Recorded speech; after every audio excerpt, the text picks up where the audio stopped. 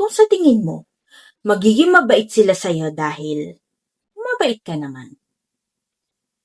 Nagkakamali ka dun. Posibleng maging bad pa rin sila sa'yo.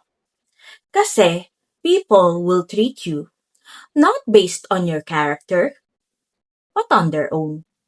That sounds cruel. Pero wala eh. Unfair talaga ang mundo.